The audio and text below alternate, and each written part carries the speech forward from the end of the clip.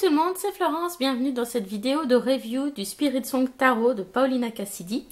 Donc je pense que la review se fera probablement en deux parties, comme c'est souvent le cas avec les tarots, parce que eh bien, il y a 78 cartes, donc c'est plus long à montrer. Donc voilà, aujourd'hui je vous présente donc ce jeu de Paulina Cassidy. Donc c'est l'auteur également du Joie de vivre tarot que je vous avais présenté cet hiver. Et donc voilà, c'est vraiment une artiste qui a un travail, je trouve, qui est très touchant, très délicat. Et voilà, j'aime beaucoup ce qu'elle fait. Ses autres jeux, le Paulina Tarot et Guidance des Fées, sont sur ma wishlist. Mais bon, comme j'ai acheté quand même pas mal de jeux récemment, voilà, je vais devoir attendre avant de passer d'autres commandes, bien sûr. Voilà. Mais au niveau du style, vous allez quand même retrouver sa patte. Que ce soit sur le dos des cartes ou même sur l'avant, même si on est dans un thème différent. Donc déjà, je vais vous montrer le dos des cartes. Donc à droite, c'est le Spirit Song Tarot et à gauche, le Joie de vivre. Donc on retrouve un dos assez simple avec des choses, des décors naturels un peu en arabesque, etc. Donc je trouve qu'à ce niveau-là, même si c'est pas les mêmes tons, on a quelque chose quand même qui reste un petit peu dans la même veine. Et puis beaucoup de points, de spirales, plein de petits détails dans les illustrations, donc des illustrations assez chargées. Donc là aussi, voilà, je trouve qu'on reconnaît bien sa patte.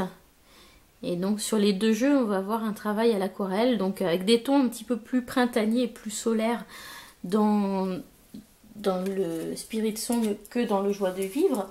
Mais voilà, je trouve qu'on reconnaît quand même bien sa patte. Et voilà, c'est franchement cool. Donc les deux jeux sont édités par US Games, mais vous pouvez voir qu'il y a un effort particulier qui a été fait sur la boîte pour le Spirit Song par rapport au Joie de vivre tarot. Donc on va regarder un petit peu plus près. Donc on a une belle boîte en dur avec un fini mat, avec des encoches sur le côté pour pouvoir l'ouvrir facilement. Et donc là, même là sur le décor, on a des... Voilà, sur le côté on a des décors. L'intérieur, on a un rose clair. Voilà, puis un vert tendre à l'extérieur, un peu pêche sur le côté. Donc voilà, des couleurs vraiment très douces. Et c'est vrai que ça annonce un petit peu le côté de ce jeu très, très doux en fait. Hein. C'est un jeu assez rassurant. Et donc on retrouve un jeu de 78 cartes et le guidebook dont je parlerai plus tard. Puisque j'imagine que comme tout le monde, vous êtes principalement intéressé par les cartes. Donc là, au lieu d'avoir quelque chose ancré sur le thème des fées ou du petit peuple de la forêt, on va avoir quelque chose d'ancré sur le thème des animaux. Et je dois dire que du coup, ça en fait un jeu qui est très intéressant. D'une part, parce qu'on va pouvoir s'appuyer sur la guidance de la carte de tarot, hein, avec les symboles du tarot. Mais en plus, on va pouvoir... se servir du côté médecine chamanique des animaux totems et donc réfléchir à quels sont les enseignements que cet animal peut nous apporter. Qu'est-ce qu'il peut nous apporter comme attitude dans notre vie quotidienne pour nous aider à avancer. Et ça, c'est vraiment très très sympa. Surtout que quand on regarde bien ces cartes, on voit qu'elle a vraiment réfléchi à tout. Elle n'a pas mis les animaux au hasard. Et on a des animaux d'un peu tous les continents. Donc voilà, c'est vraiment un jeu intéressant pour ça. Il est très riche si vous voulez travailler avec les animaux de pouvoir. Et du coup, ça permet également de travailler ce tarot comme un oracle pour ceux qui le souhaiteraient ou pour ceux qui ne connaissent pas le système du tarot. Donc voilà, c'est un petit peu un jeu couteau suisse. Donc voilà, à mi-chemin entre le tarot, le petit oracle des animaux de pouvoir ou ce genre de jeux qui sont des jeux avec les animaux totems. Donc voilà, très sympa. Donc on va regarder les cartes d'un peu plus près. Donc on va commencer à regarder l'arrière de la carte. Donc on a quelque chose d'assez épuré que je trouve très joli. Voilà, qui est parfaitement réversible. C'est un joli motif sur fond beige clair. Mais comme toujours, on retrouve le US Games, ici le copyright. Donc on le trouve des deux côtés. Donc bon, même s'ils ont essayé de faire un effort avec les couleurs pour que ça s'intègre, je trouve qu'on le voit quand même pas mal et je trouve ça un petit peu dommage. Voilà. Sinon au niveau des cartes, on va avoir une bordure autour de la carte. Donc ce sont des bordures pastel et on n'a pas forcément toujours la même couleur dans les différentes séries. Voilà, je vais essayer d'en prendre un petit peu différentes. Voilà. Donc, alors, voilà, lui je le remets à sa place. Donc sur la carte, on a une bordure, on a l'illustration, on a le numéro de la carte. On a son nom, donc qui a été parfois modifié par rapport à un tarot traditionnel. Et puis nous avons 2 mots-clés en anglais. Donc j'aime beaucoup la police d'écriture, je la trouve simple et élégante. Et puis j'aime beaucoup aussi les petites bannières autour en petits motifs, voilà, que je trouve très joli. Donc pour le fou, nous avons le voyageur avec l'antilope ou la gazelle, je ne sais pas trop. Voilà. Et je vais vous le dire, je pense, peut-être plusieurs fois au cours de la présentation. Mais voilà, j'apprécie beaucoup le fait que les animaux soient représentés avec plein de petits symboles, le petit pointillé, etc. Je trouve que ce côté un petit peu voilà, dessin qui n'est pas tout à fait réaliste, eh bien ça vient apporter cette touche d'esprit en fait, le côté esprit de l'animal. Voilà, un peu comme à la manière des peintures aborigènes par exemple. Voilà. Alors, ensuite, pour le magicien, donc, nous avons un corbeau. Donc, volonté et création. Donc, ça marche très bien hein, symboliquement. Puis, on retrouve plein de choses dans la carte. Pour la grande prêtresse, nous avons un lynx. Donc, intuition, savoir sacré, connaissance sacrée. On a la lune, bien sûr. Ensuite, pour l'impératrice, nous avons une femelle lièvre. Donc, beauté et abondance. Voilà, donc ça fait sens, hein, je trouve, au niveau de cet animal. Et vous voyez, on a tout ce petit côté un petit peu pointillé, spirale, petit motif partout, qui vient apporter ce côté esprit de l'animal, plutôt qu'une représentation ultra réaliste. Et du coup, je trouve ça vraiment sympa. Puis les couleurs sont vraiment très douces aussi. Alors, nous avons un puma pour l'empereur, donc focus et stabilité. Et puis, une autre chose que j'aime bien, c'est qu'on a finalement quelque chose qui reste assez naturel, même si là, on a des petits motifs géométriques. On n'a pas trop d'objets humains dans ces séries, dans ce jeu avec des animaux. Donc, voilà, c'est plutôt sympa aussi. Alors, le chaman avec l'aigle. Donc, sagesse divine et pouvoir spirituel. Nous avons des loups pour les amoureux. Donc là, c'est l'amour. Donc, choix et confiance. Voilà, c'est vraiment très très beau comme illustration. Pour le chariot, nous avons un rhinocéros. Donc, discipline et détermination. Nous avons l'éléphant pour la force. Donc, c'est ce qu'on retrouve sur la boîte. Donc, courage et endurance.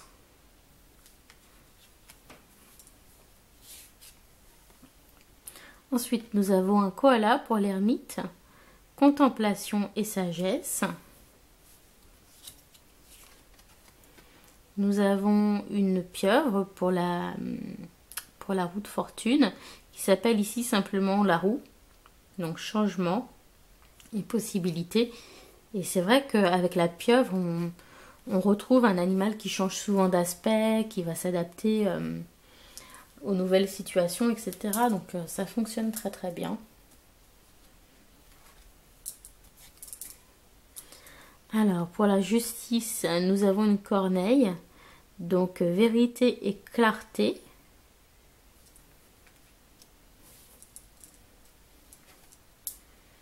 Ensuite nous avons une espèce de menthe religieuse pour le pendu, donc patience et perspective.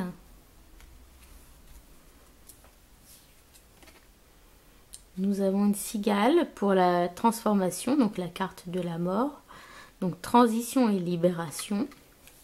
Donc du coup, vous voyez, transition, libération, on va être sur plutôt la notion positive, hein, axée développement personnel, plutôt que juste la mort. Voilà. Donc on est quand même sur un jeu qui va être assez doux. Alors pour la tempérance, nous avons un zèbre, donc équilibre et harmonie. Ensuite, nous avons un coyote pour la carte qui s'appelle l'ombre, donc c'est la carte du diable. Donc pouvoir personnel et ambition. Donc vous voyez, même sur des cartes un petit peu négatives, ou perçues plutôt négativement comme la mort ou le diable, ici on a des choses intéressantes, voilà, prendre son propre pouvoir, nourrir ses ambitions, etc. Pour la tour, nous avons un caméléon, donc lâcher prise et révélation.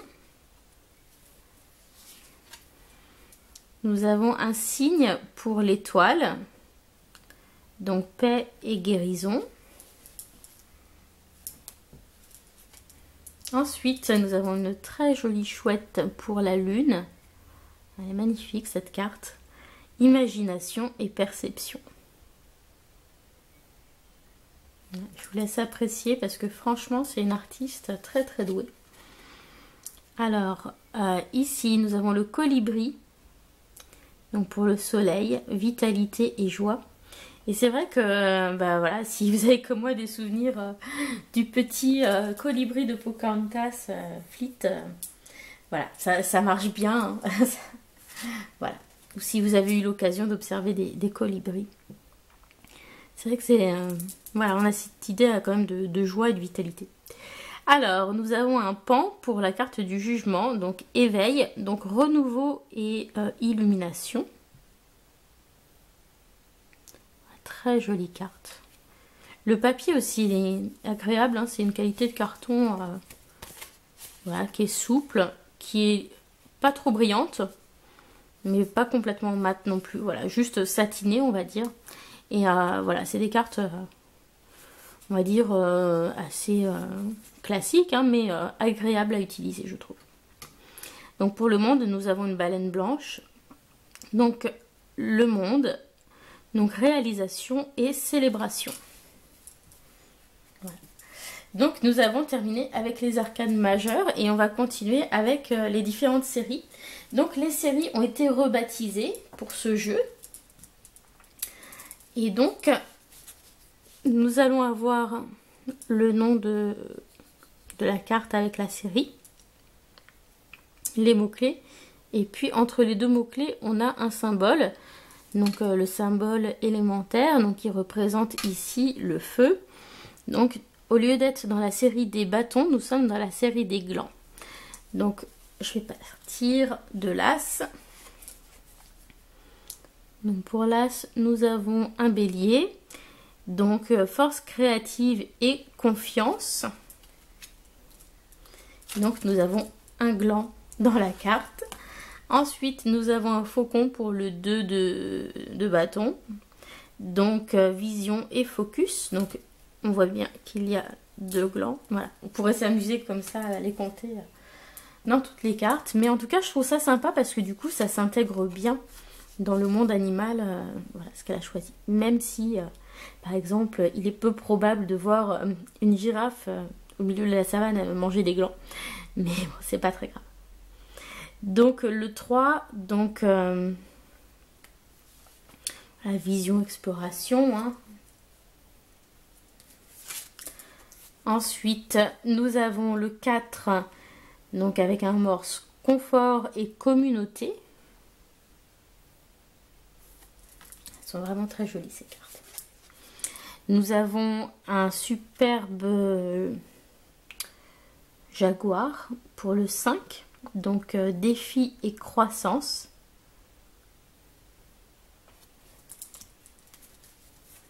Ensuite, pour le 6, nous avons un grand cerf majestueux, donc succès et triomphe.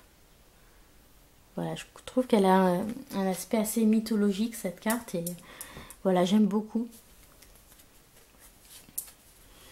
Ensuite, pour le 7, nous avons un blaireau, donc détermination et endurance.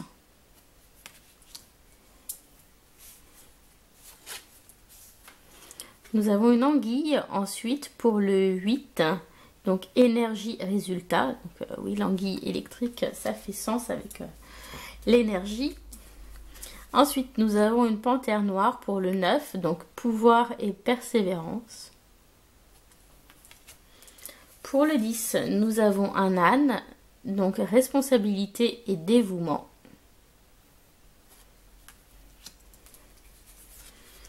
Ensuite, nous avons un petit singe pour le page, donc découverte et enthousiasme. Pour le cavalier, nous avons action et conduite, avec un phacochère. Pour la reine, nous avons une biche, donc passion et créativité. Et puis, nous terminons avec le roi. Nous avons un étalon, un cheval. Donc optimisme et innovation. Voilà, et on a bien le côté flamboyant avec ce cheval qui est en train de se cabrer de la série des bâtons, donc ça fonctionne très bien. Voilà, et bien on va continuer, et puis je pense que on fera la deuxième partie de vidéo, peut-être pendant cette série-là ou la suivante. Alors nous avons l'as de coquillage, donc l'as de coupe, avec l'élément eau, donc bonheur et abondance. Le 2, union et harmonie. Le 3, nous avons des dauphins, donc le côté joueur, et puis bliss, c'est le bonheur, la joie. Nous avons un héron pour le 4, donc chercher son âme et puis réévaluation. Donc quête spirituelle et réévaluation. Pour le 5, nous avons l'espoir et le réajustement. Donc avec la luciole, vous voyez, on a ce côté lumineux de l'espoir. Ça marche très bien. Pour le 6 de coupe, nous avons des loutres, donc côté sentimental et la joie. Donc c'est vrai qu'elles ont ce côté un petit peu enfantin, les loutres. Qui fonctionne bien avec le 6 de coupe, hein. C'est bien pensé. Ensuite, nous avons un homard pour le 7, donc choix et ambition. Ensuite, nous avons une étoile pour le 8, donc quête et renouveau. C'est pas mal, c'est un animal qui peut se régénérer, donc même quand on lui coupe un membre, donc du coup ça fait sens. Pour le 9, nous avons un pingouin avec gratitude et voilà le fait de accomplissement. Hein. Accomplissement. Ensuite, nous avons un pélican pour le 10, donc les bénédictions et le bien-être. Nous avons ensuite une grenouille pour le page, donc intuition et inspiration. Nous avons un cavalier qui est un flamant rose, donc charme et passion. Une reine qui est une otarie, donc paix et compassion. Et puis un cavalier qui est un hippocampe, un roi pardon, qui est un hippocampe, donc harmonie et intégrité. Voilà. Et donc vous aurez remarqué qu'on n'a pas forcément que des oiseaux marins ou des animaux marins. Même si c'est quand même la majorité, mais bon, la luciole, voilà, je suis pas sûre de les tourterelles non plus. Enfin voilà, on a un petit peu des mélanges des genres parfois. Voilà, donc je vais couper ici la première partie et on se retrouve en partie numéro 2 pour la série des plumes, donc des épées et des cristaux pour les pentacles. Voilà, à tout de suite.